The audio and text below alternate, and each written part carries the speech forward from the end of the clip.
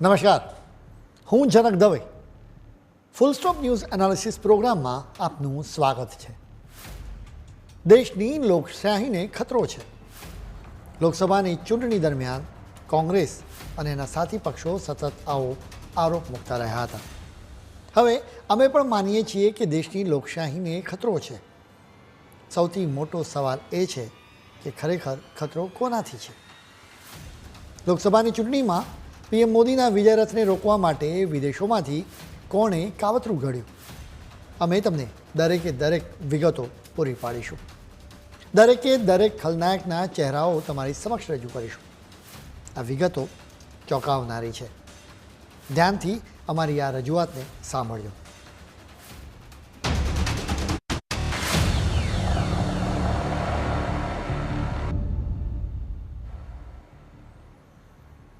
લોકસભાની ચૂંટણીમાં એનડીએને 400થી વધુ બેઠકો જીતતા રોકવા માટે વિદેશોમાંથી વ્યવસ્થિત કાવતરું ઘડવામાં આવ્યું હતું. ફેસબુક અને ઇન્સ્ટાગ્રામની કંપની મેટા બાદ હવે ઓપન એઆઈએ પણ આ વાત કહી છે. ભારત વિશ્વની 5મા નંબરની ઇકોનોમી બનતા જ ભારતના દુશ્મનો ચોંકી ગયા. પીએમ મોદીને હરાવવા માટે વિદેશી તાકાતો એક્ટિવ થઈ હતી.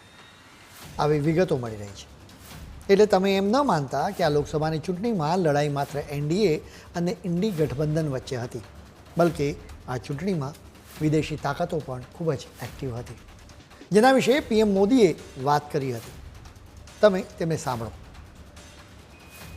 देश दुनिया के बड़े बड़े ताकतवर लोग मोदी को हटाने के लिए एकजुट हो गए हैं, लेकिन ये नारी शक्ति का आशीर्वाद है, मातृशक्ति का आशीर्वाद है, आपका सुरक्षा कवच है कि मोदी हर चुनौती से टकराते हुए चलता जा रहा है.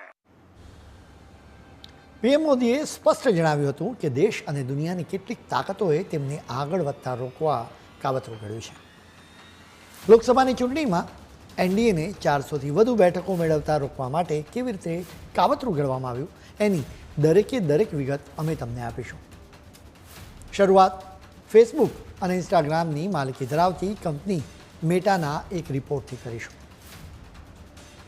મેટાએ એક રિપોર્ટમાં વિસ્તારથી ચીનના કાવતરાનો પર્દાફાશ કર્યો છે.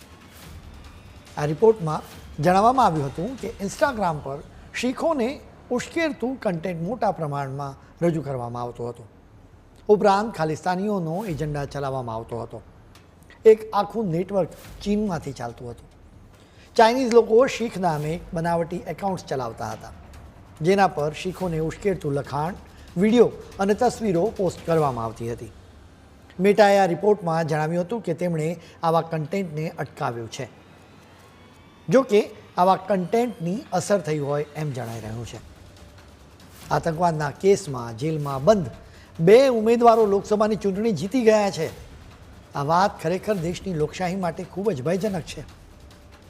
ખાલિસ્તાની આતંકવાદી અમૃતપાલ સિંહ પંજાબના ખાદુર સાહિબ બેઠક પરથી જીત્યા છે, જે સોશિયલ મીડિયા પર ખાલિસ્તાની કન્ટેન્ટની અસરનું પરિણામ હોય એમ સ્પષ્ટ જણાય છે. બીજી તરફ શેખ અબ્દુલ રાશિદ કાશ્મીરની બારામુલા બેઠક પરથી જીત્યા છે. આ ઉમેદવારોની જીત સૂચવે છે કે વિદેશી તાકાતો દેશના લોકોને ગેરમાર્ગે દોરી રહી છે. મેટા બાદ ચેટ જીપીટીના મેકર ઓપન એઆઈની અમે વાત કરીશું.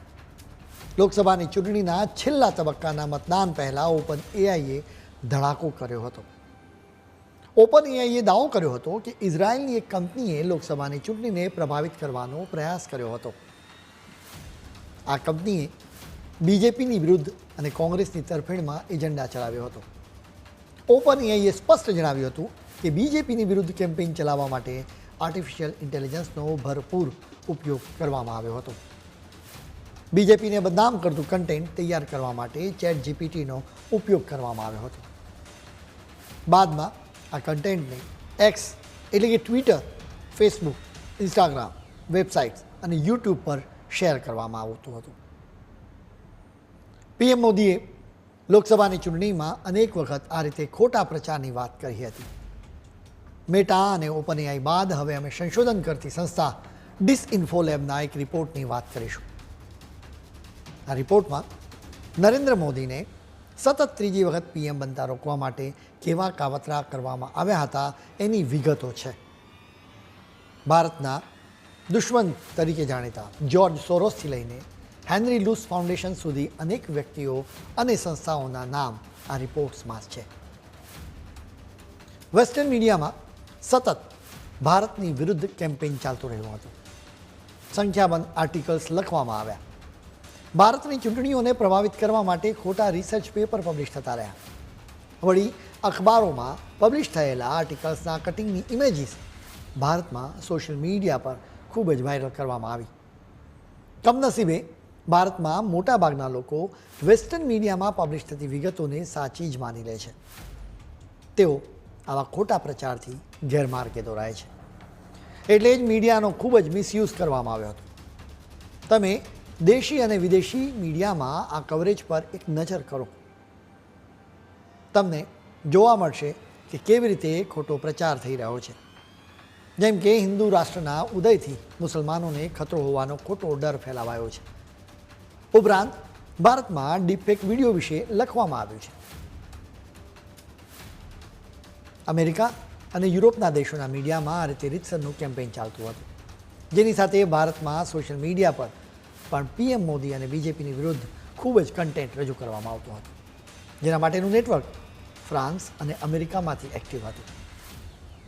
હેનરી લૂસ ફાઉન્ડેશન અને જ્યોર્જ સોરોસના ઓપન સોસાયટી ફાઉન્ડેશન દ્વારા ખોટો પ્રચાર કરવા માટે રૂપિયા આપવામાં આવ્યા હતા. અમે ફ્રાન્સમાંથી ચાલતા નેટવર્કની વાત કરી તો એને ચલાવનારી વ્યક્તિનું નામ પણ જાહેર થઈ ગયું છે. આ નામ છે ક્રિસ્ટોફ જેફરલોટ. ક્રિસ્ટોફ પોતાની જાતને ફ્રેન્ચ પોલિટિકલ સાયન્ટિસ્ટ ગણાવે છે. ફ્રેન્ચ મીડિયામાં તેણે ભારત અને બીજેપીની વિરુદ્ધ ખૂબ જ કેમ્પેઇન ચલાવ્યું હતું. માત્ર ફ્રેન્ચ મીડિયાની વાત નથી, ધ વાયર સહિત અનેક ઇન્ડિયન વેબસાઇટ પર પણ તેને ટાંકીને લખાણ પોસ્ટ કરવામાં આવ્યું હતું, જેમાં ક્રિસ્ટોફને ભારતીય ચૂંટણીઓનો નિષ્ણાત ગણાવવામાં આવ્યો હતો. હવે લોકસભાની ચૂંટણીમાં ચલાવવામાં આવતા બીજા એક એજન્ડાની વાત કરીશું. તમને યાદ હશે કે ભારતમાં જાતિ આધારિત વસ્તી ગણતરીની માંગણી ઉઠી હતી, જેના મૂળમાં પણ ક્રિસ્ટોફ જ છે. તેણે જ સપ્ટેમ્બર 2021માં ભારતમાં જાતિ આધારિત વસ્તી ગણતરીની વાત કરી હતી. વાસ્તવમાં તેનો હેતુ જાતિના આધારે ભારતમાં ભાગલા પાડવાનો હતો. ક્રિસ્ટોફે જાતિ આધારિત વસ્તી ગણતરીની જરૂરત વિશે અનેક વખત કહ્યું, જેના પછી અમેરિકા અને યુરોપના મીડિયામાં આ વાત રજૂ કરાઈ.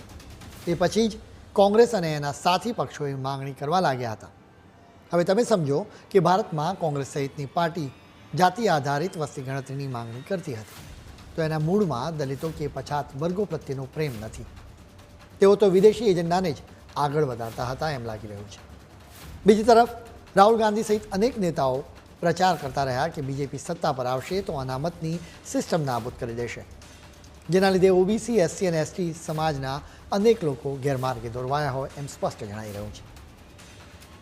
ભારતની લોકશાહી માટે આવા કાવતરા ખૂબ જ ચિંતાજનક છે. હવે સવાલ એ છે કે ક્રિસ્ટોફે શા માટે ભારતની વિરુદ્ધ કાવતરું ચલાવ્યું? અમે તમને એના વિશે પણ જણાવીશું, પરંતુ અત્યારે સમય છે એક બ્રેકનો.